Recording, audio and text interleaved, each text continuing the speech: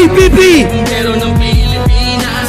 Siyempre, Fire Prevention Month na naman, mga talipandas. Sino ba ang aasahan nyo ngayong summer? Siyempre, sino pa ba? Ang mga bayani nating bumbero. Woo! Sila ang tagasagip ng buhay sa mga kalamidad. Sila ang unang pinapatawag. Lalo na sa sunog, sila ang maaasahan. Pag talagang may sunog, nandyan ang ating mga bumbero. Kaya kung gusto mo tulungan ang ating mga bumbero sa darating na Mayo, iboto mo na 134 sa balota, ABP!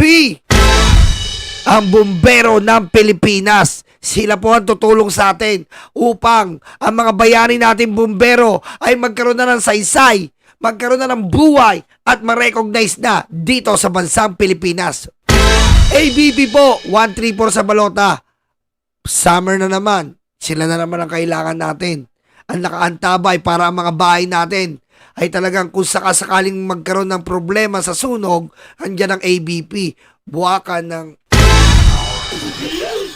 Your Filipino page. Hello. Josephine Mine. Ayan ha. Eva Narita. Ayan ha. Shoutout. Shoutout sa inyo. Okay. Ano pa ba? Siyempre, ito rin. Yung ninong ko.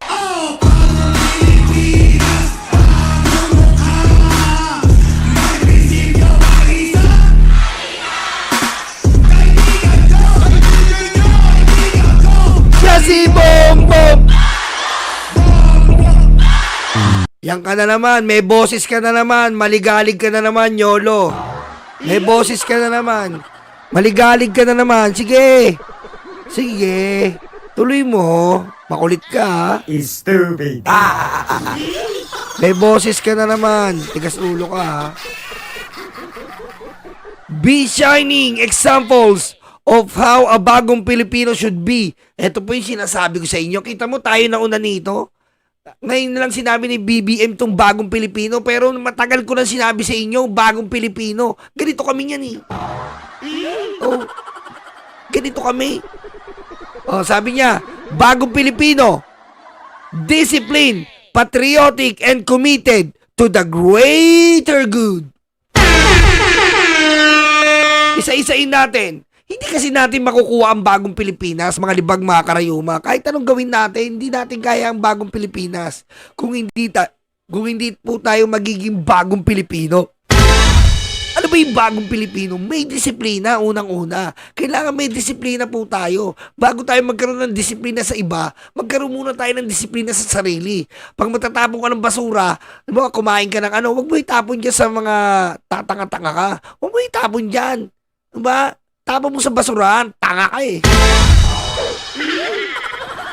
Diba? May disiplina. Halimbawa, hindi ka na niya mahal. Oy, Maestro Paul, mag-subscribe nga kayo din sa hayop na yan, Maestro Paul TV. Mag-subscribe kayo dyan, utol yan, mabait yan. Gandito yung balbas niya, no? Gandito. Ha? Oh.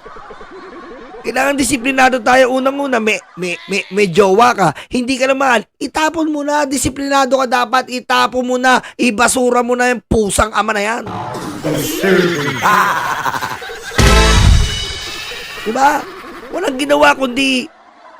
ginawa kundi saktan ka. Tapos pag nasaktan ka, pupunta sa'yo, lalaplapin ka lang. Wala rin. Malandi ka naman. Nilaplap ka lang. Wala na. Lande.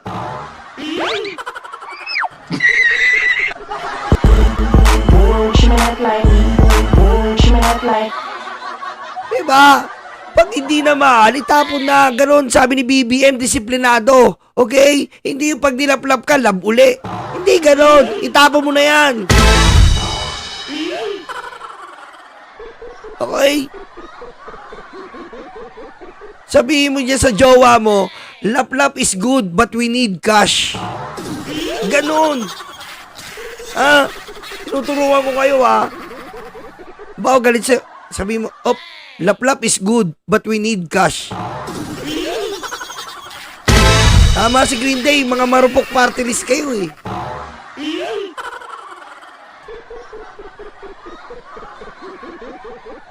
Pangalawa, ano sabi ni BBM? patriotic. Alam nyo na yan, patriotic. Kailangan makabansa ka. Makabansa, hindi ka maka-China. Pusang ama ka eh. Diba?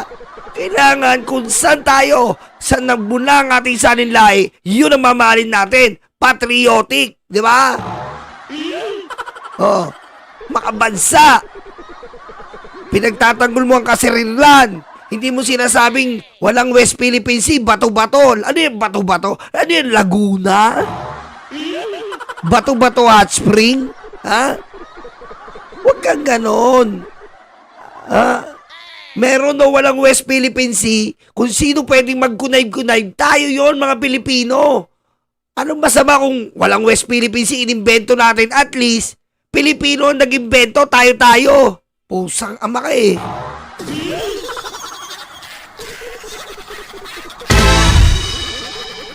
Diba? Kung sino, kung pwede tayo mag-kunayb-kunayb, tayo mo suportahan. Diba? Tayo-tayo lang to eh.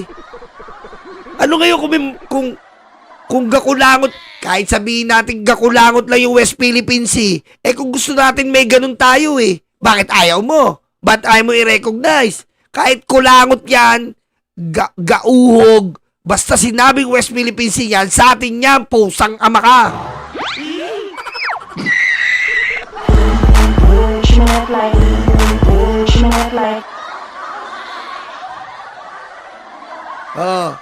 Ganyan ang sabi ng bagong Pilipino ha. Pangatlo, committed to the greater good. Ano ibig sabihin yan? Committed to the greater good. Nga yung sinasabi ko sa inyo. Kailangan committed tayo sa pagiging mabuti. Yun eh. Diba? Hindi yun. Bawa, ginanong ka. Inano ka ng kapitbahay mo, may mura-mura ka. Huwag mong patulan. Dapat papalitan mo ng committed to the greater good. Ano yung greater good? Ipabarangay mo. Tapos doon mo siya murahin. Huwag mong patulan. Greater good. Lagi kang nakadepensa sa sarili mo. Okay? Dadaanin mo sa legal. Bawal yung illegal. Nyolo, ang pogi mo. Ipopromote kita. Anong Gcash number mo? Noelito Quintos. Ano nga yung Gcash number niyan? Okay? Greater good. Halimbawa, yung boss mo. Yung boss mo, lagi kang sinasabon. Anong gagawin mo? Committed to the greater good. Pagpasensyaan mo na, di ba? Pagpasensyaan mo yung boss mo. Huwag mo papatulan kasi pag pinatulan mo yan, wala ka ng trabaho. Kailangan committed ka to the greater good. Ang gawin mo, di ba? Di ba? Ang gawin mo, anong dapat mong gawin? Huwag kang magpakita sa boss mo. Yolo, ba't huwag magpakita sa boss mo? Hindi lalong nagagalit yan. Ang bobo mo, huwag kang magpakita. Diba tama? What's up, Pinas? Yolo, pogi mo talaga. Gcash number. Diba? Huwag kang magpakita sa boss mo. Diba tama? Bakit Yolo? Bakit hindi ako magpapakita sa boss ko? Because the greatest employee is hard to find. Huwag ka magpakita, hayop ka! Ikaw talaga.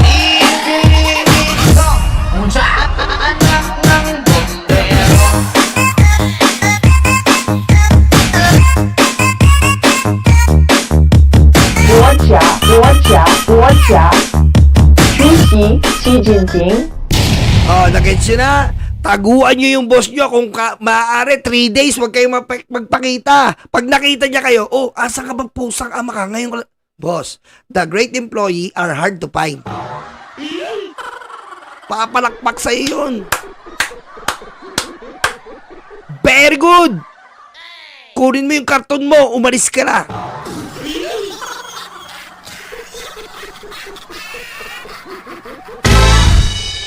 Diba?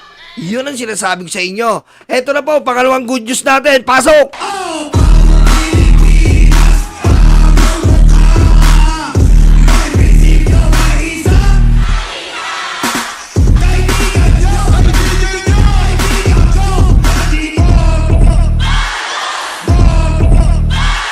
Eto na naman po, bagong balita, natanggal na po tayo. Saan, Yolo?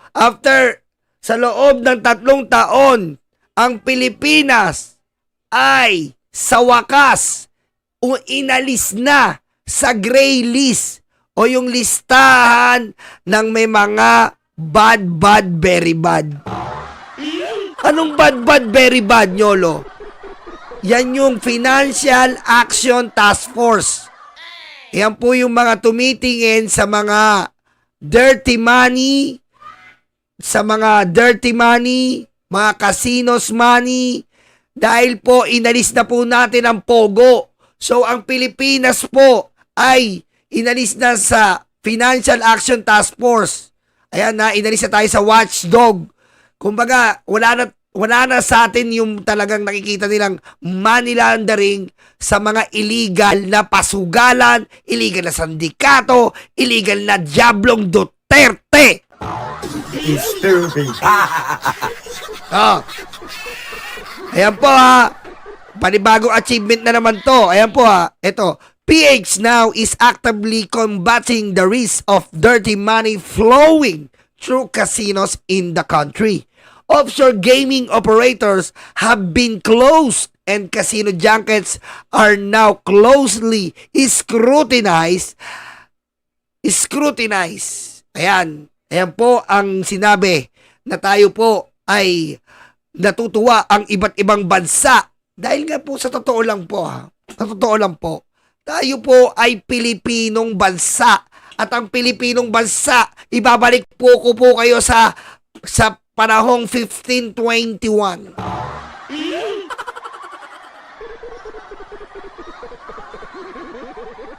Ha? Ibabalik ko po kayo sa 1521. Putik naman Yolo. Ang layo naman. 1521. Bakit 1521? Kasi po, ibabalik ko kayo sa 1521 kasi po, nung 1521 po, pumunta rito si Magellan. Anong kinalaman ni Magellan? Ayop ka. Ano na naman sinasabi mo Magellan?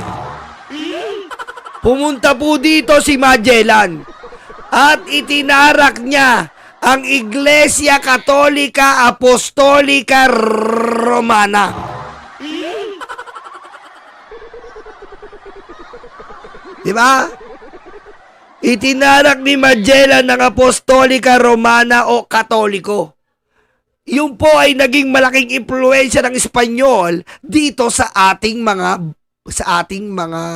bansa. Kaya ito po ay dumaan ang mga salinlahi at ito po ay pinaalagaan at tinatamasa po natin at pinaalagaan hanggang sa ngayon. Nirerespeto po natin yung reliyon na yan. Ano po ba ang nasasaad sa reliyon ng karamihan natin dito na Iglesia Katoliko Apostolika Romana? Nasasaad po dito na ano? Na ikaw ay Kristiyano. Ikaw ay kawangis ng ating Panginoong Heso Kristo. Di ba, Lord?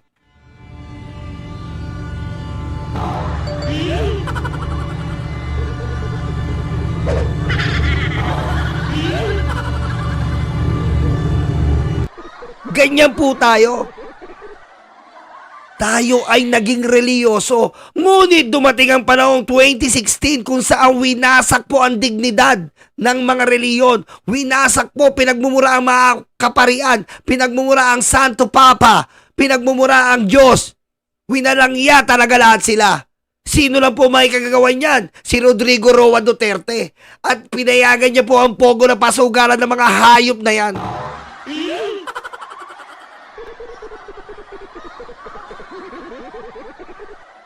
Ano yan kung titimbangin mo, tatanungin kita, titimbangin kikiluhin.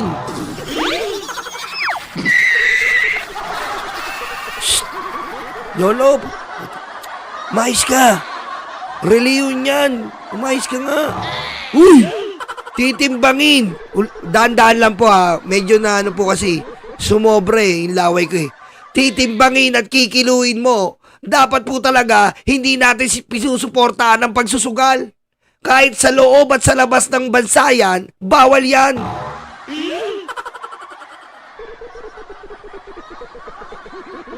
Di ba? Pero sa salita ng isang demonyong Duterte presidente di putik, inaprubahan po ang pogo. Yan po ang nagdulot ng kalbaryo, bangungot at mga pighati sa ating mga kababayan. Ngayon po, dumating naman po ang isang napakagaling at napakabuting presidente, naniniwala sa Panginoong Diyos, naniniwala sa puso ng Pilipino, naniniwala sa buhay, pro-life, magaling, mahal ang mga kababayan, lalong-lalo na sa Norte, solid North, mahal na mahal niya. Hanggang gumapang sa buong Pilipinas, pinakamamahal niya. Inalis niya ang pogo na nagdudulot ng pigati, suliranin at magabag sa ating bansa. Sige, dumaldal ka. Wala ka na naman boses. Sige, dumaldal ka pa. Tigas ng ulo mo ha, daldal.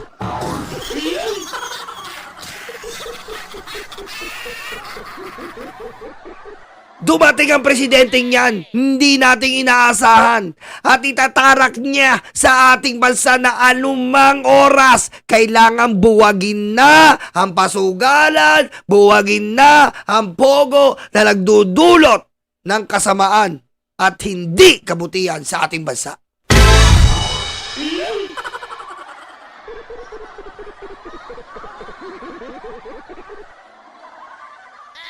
Itago na lang po natin sa pangalang PBBM. Yeah!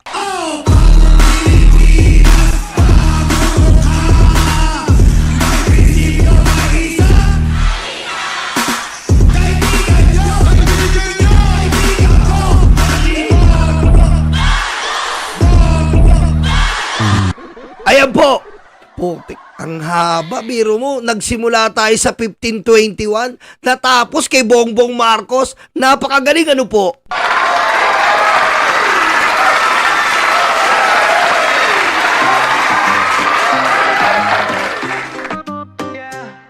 Oy mga alipin, mga uto-uto, paniwala sa news na gawa-gawa mo.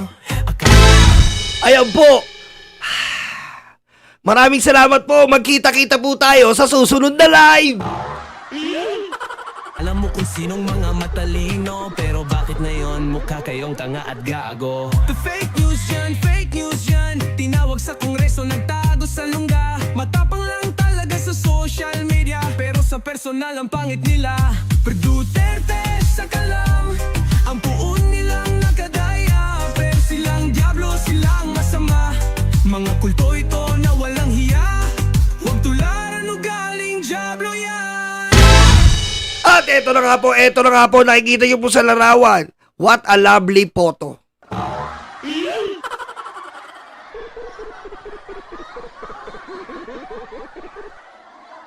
What a lovely photo.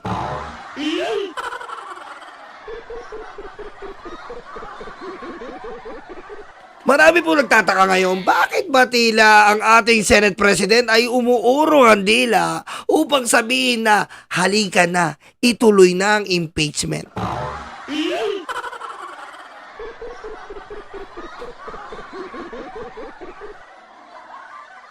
Marami po ang nagtataka at nagugulumihanan. At ito nga po, lumabas na po ang isang larawan na pinagkaguluhan ng buong social media.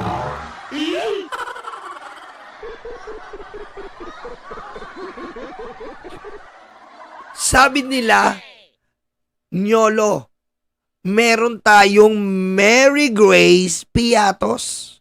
Sabi ko, yes, I agree. Di ba? Natalakay na po natin yan. Mary Grace Piatos. Ang binuo natin, confidential pa, 125 million, Department of Education, ang lumabas, OBP. Di ba? Pero ito na po ang problema natin. Nakapokus tayo sa Mary Grace Piatos. Hindi natin nakita ang isa pa. Ano yun, Yolo? Ang cheese skirls. Cheese curls! Oh my God! Who is this stupid guy? Stupid guy? Stupid guy?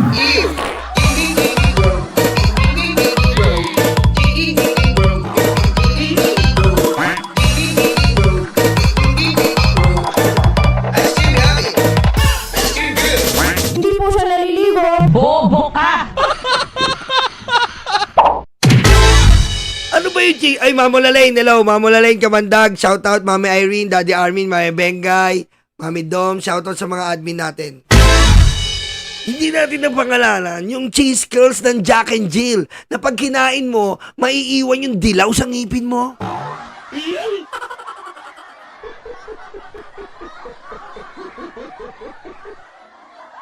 Ayan po ang kinababahala ng ating mga kababayan ngayon. Kung meron tayong Mary Grace Piatos, meron din palang cheese curls.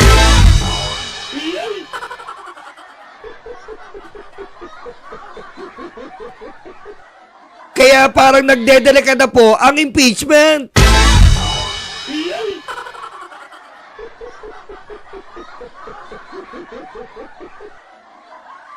Kaya po, sabi nga po ng ating mga lolo't lola na kaidaran nyo na mga 60 years old pataas. Apo, anong sabi ng ating lolo't lola? Apo, huwag kang masanay sa mga banyagang mga produkto.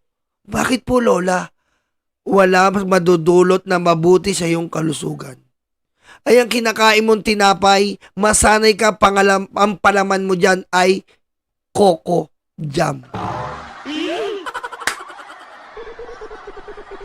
Tama pala ang lolo, tama pala ang lola. Huwag kang masanay, apo, sa mga chichirya.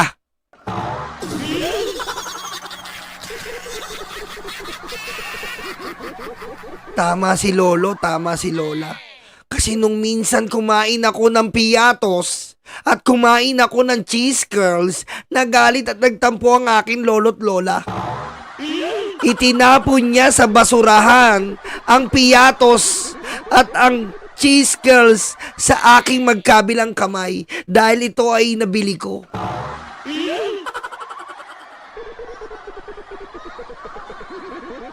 Nagbenta ako ng mga bote na pinag-inuman nila Tito na Tanduay, Lapad at Long Neck. At ang pinagbentahan ko nito, bagkus ibili ko ng tinapay na may palamang Coco, binili ko ng cheese at piatos.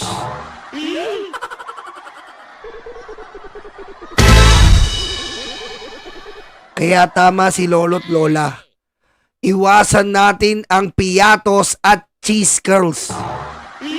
Bumalik tayo kung saan masarap pa ang mga nilalaman ng pandesal at ito ang Coco Jam.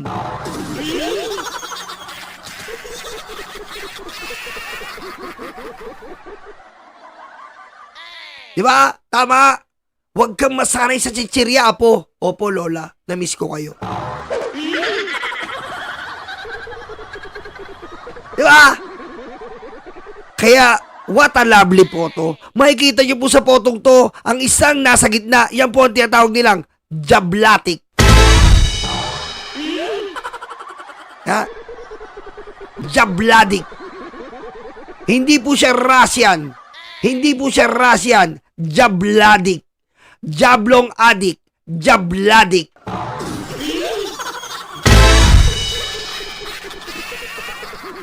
At dito nyo lang makikita. Kung makikita nyo po ang ating Senate President, parang walang puso sa kanya ma-press con kasi ayaw niya ituloy. Pero sa picture na ito, makikita nyo ang ating Senate President, cheese with a heart.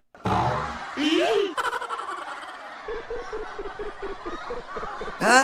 Makikita nyo ito. Oh, nasa left side. Ito ha, di ba? Cheese with, ito si with oh, with a heart. Oh, kita nyo? Cheese with a heart.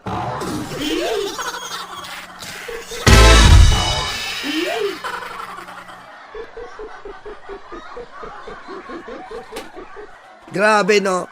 Nakakalungkot lang. At ito nga po ang sinasabi ng ating mga kababayan na baka ito nga po ay talagang ginugusto lang ating Senate President na talagang hindi na matuloy kasi nga po ito ay pagtanaw ng utang na loob sa mga nakaraan.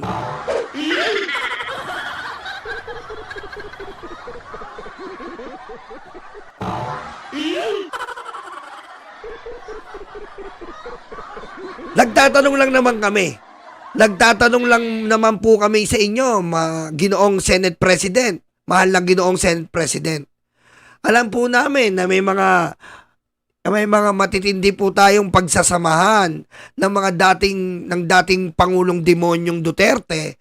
Pero sana naman po unahin natin ang kapakanan ng ating mga kababayan na naghihintay ng tamang hustisya para po sa magnanakaw na ating Vice Presidente. Huwag po sana tayong pangibabawan ng ating pansariling utang na loob. Diba? Huwag po sana tayong pangibabawan ng ating pansariling utang na loob. Isang tabi po natin muna yan. Unahin natin ang sigaw at ang damdamin ng taong bayan. Ano ba ang taong bayan ng damdamin? Ang sinisigaw nila, simulan na natin ang impeachment. Hindi natin pwedeng ibigyan ng oras ang inyong bakasyon. Hindi natin pwedeng bigyan ng oras ang inyong eleksyon. Hindi natin pwedeng bigyan ng oras ang inyong personal na mga lakad.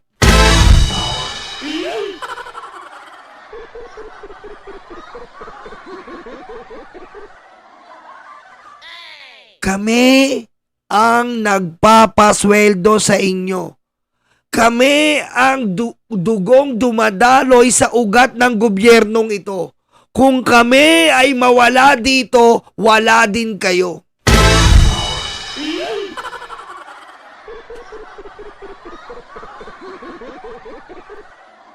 Mamulaling, thank you.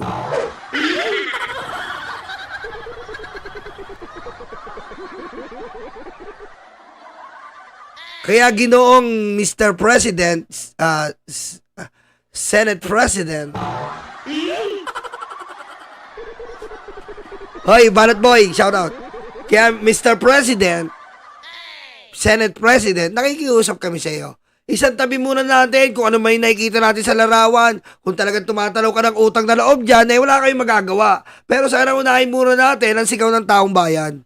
Ang sigaw ng taong bayan ngayon, umpisahan mo ang impeachment.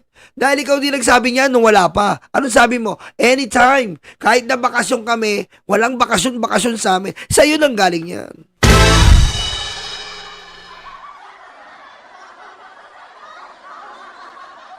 Unahin ang sigaw ng taong bayan, tama. Unahin mo yung sigaw ng taong bayan. Impeach, impeach, impeach. Diba? Wala kaming problema. Kahit wala kaming pake, kahit umabot siya ng next year.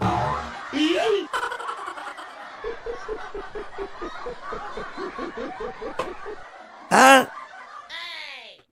Cheese curls? DDS, utak luga. The DDS, tanga-tanga.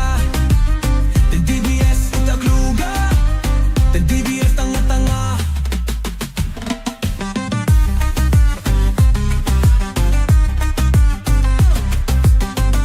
Kami ang bumbero ng Pilipinas, mga bayaning tagapagligtas. Ang paglilingkod sa amin ay likas. Ang bumbero ng Pilipinas, kami ang bumbero ng Pilipinas, mga bayaning tagapagligtas. Ang paglilingkod sa amin ay likas. Ang bumbero ng Pilipinas, ang bumbero ng Pilipinas, ang bumbero ng Pilipinas, ang bumbero ng Pilipinas, ang bumbero ng Pilipinas.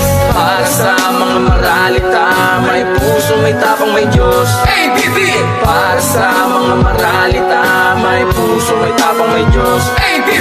Para sa mga maralita, may puso, may tapang, may Diyos. Para sa mga maralita, may puso, may tapang, may Diyos. Kami ang bumbero ng Pilipinas, mga bayaning tagapagligtas. Ang paglilingkod sa amin ay likas. Ang bumbero ng Pilipinas, kami ang bumbero